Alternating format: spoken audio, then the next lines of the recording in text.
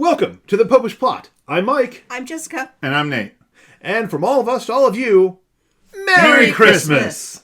This is a special present from us to you, a viewer request, poor Christmas music choices. Because clearly this viewer knows us, and we don't want to talk about music we like. We want to discuss songs that we can't stand. Well, we do talk about music we like. Normally it's just Nate and I. But our forte is being kind of snarky, a little mocking. So this really plays into our strength. If I understand the conversation correctly, it involved a discussion of Mary Did You Know, and we have already done... No. It involved a clear denunciation of Mary Did You Know. Oh. Which we do at every opportunity. See, I thought that maybe they had asked for us to do a Mary Did You Know. So they want more. So what you're telling me is they want more. They're acknowledging Mary Did You Know as a poor Christmas music choice, and now wanting us to do more. All right. So it's mansplaining to Mary what she's going to do, and it's done at a time when clearly she was supposed to be, with baby Jesus. So they took a brand new mother and asked her 50 million questions, which she usually doesn't have to deal with for like 2 years. Well, again, there's the two sides of Mary Did You Know. One, it's rubbish theology. It's just plain wrong. But it does represent an opening.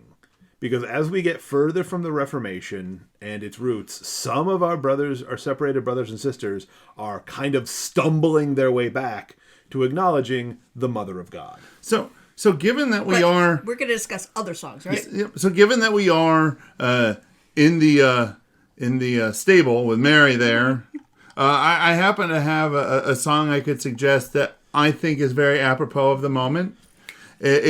It's a wonderful song that talks about a little kid, a poor little kid who has no gifts to offer to Jesus. I mean, I love the version that David Bowie did. It was very good, but he has one thing that he can give him, and it's the one thing that every brand new mother wants their sleeping baby child to be given. That's a drum solo. Especially, St. Jerome, he went to the Holy Land and he lived in the stable. And where was that? It was a cave. So you're going to be banging a drum set inside of an echoey cave. Yep. Yeah. With animals there that are totally going to get freaked out by it. Oh, yeah. They're going to lose their stuff. Yeah. Yep. He had nothing to give her, and he offered his drum, and Mary nodded. And he went to town. Maybe it was right after the Mary Did You Know person came in, and she's like, whatever, I don't care anymore. Whatever, sure. Let's just get this over with. As long as you don't mind if I fall asleep, and well, you won't fall asleep, I'll be drumming. Kid, I just gave birth. You have no idea what I'm feeling like at the moment. Except then there's a theological argument that it wasn't a rough birth, but that's fair. We're going to ignore that for the moment. There's still the donkey ride and everything. I'm sure she was tired. It doesn't matter. At 9 months pregnant, anything you do is tiring. Especially when you've been rejected from place to place. Yeah. So, Jess, you've got a poor song. Well, I have a song that no matter how many times I hear it and look at the lyrics, I have no idea why this is a Christmas song. And that is? The Holly and the Ivy, which seems to be taking two Britishy things and trying to make them Christmas and throwing in nonsense lyrics. Like, there's sometimes where they almost hint at, like, holly has red berries, so it reminds you of the crucifixion, but they don't say anything like that. It's just like, the berries are red. Next random thing. Yeah, okay, so it's about these two plants. What's with the running of the deer? Yeah. Now, I have seen, we did look at this, and we have seen suggestions that the association with holly and Christmas going back much further than the song. But no, I totally agree. What is the purpose of this song? Yeah. Like, it reminds me of the English hymn on, like, Jerusalem shores or something, where it's basically, yay, English is so great, where it's like, you have nothing to do with the Holy Land. Well, of course, because some British people say that Britain is great, they argue that, like, one of the apostles came there. All right, Mike. Do you have a song that you feel might be a poor choice for one's Christmas playlist? Well, the song I have in mind is not even remotely religious. Mm-hmm. Okay. But that's okay, because it also has nothing to do with Christmas. All right. Last Christmas. The Wham song. Yeah, It's just a song about breaking up. See, and we've discussed this, but the thing that I still think the thing that I find most perplexing about this whole thing. Make no mistake, you're gonna love Nate's perspective. I hadn't even thought of this. So the first verse of the song starts out with, "Last Christmas, I gave you my heart." As Mike mentioned, it's a breakup song, so it's not going to be pleasant. Oh, Christmas is ruined for me forever now. Get over yourself. But in this song, the very next day, you gave it away.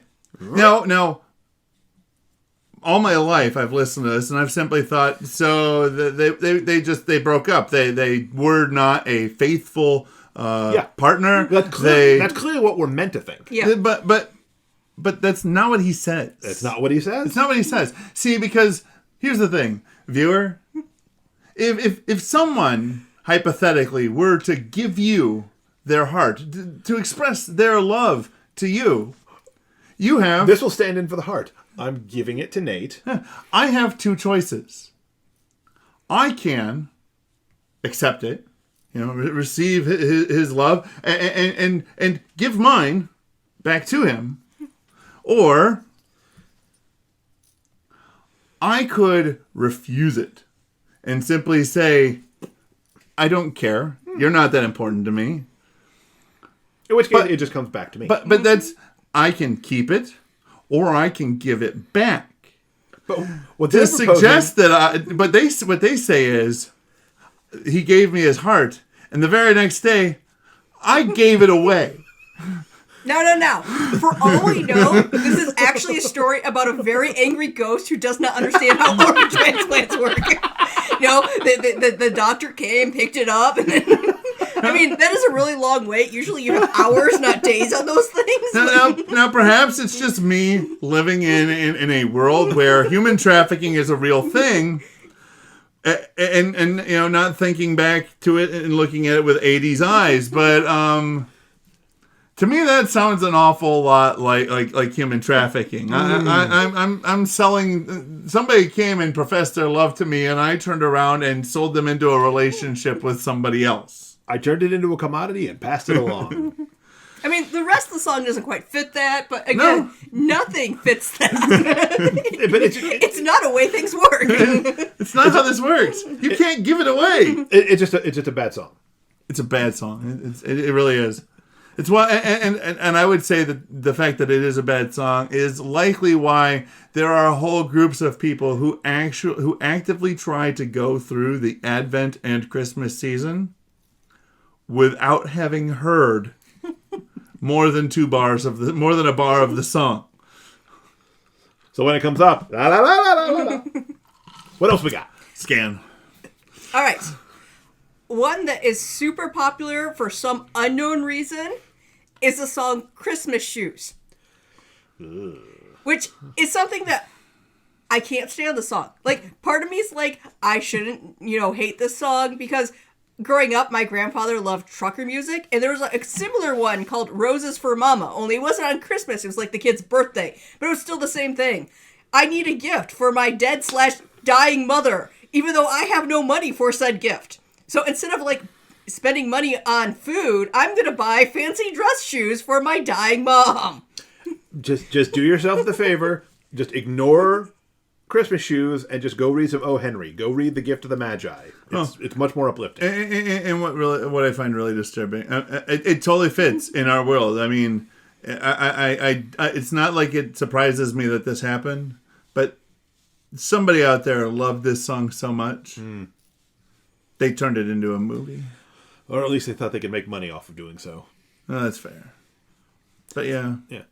So, Jess. Yep. Tell me about Mele Kalikimaka, which is apparently the Hawaiian way to say Merry Christmas. Apparently, according to a friend who worked with someone who was Hawaiian, that is not at all the Hawaiian word for Merry Christmas. Uh-oh.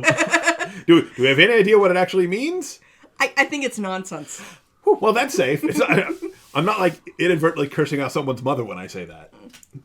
No, but anyone who speaks, Hawaiian is like, I hate the song. I hate this so much. I actually, now that I think about it, it almost sounds to me like it's some sort of bad romanization of somebody who was not a native English speaker trying to say Merry Christmas. Yes. Wow, we were really on a roll there. Yes, well, the viewer did ask about songs we dislike, which is one of our, beloved subjects. Yes.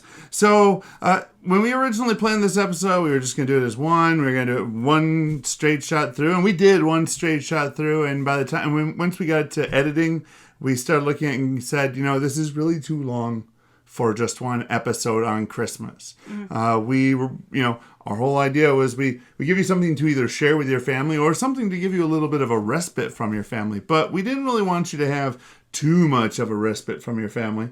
So we decided we would cut this into 2 parts, and we're going to air the second part tomorrow on Boxing Day or the Feast of St. Stephen or Second Christmas or that day after Christmas, however your family might choose to celebrate it. Yeah. So please come back tomorrow to catch the finale of our viewer-requested Christmas songs we don't like. But while you're here, go down below, hit the like and the subscribe and the bell next to it so you get notified when that next episode comes out tomorrow.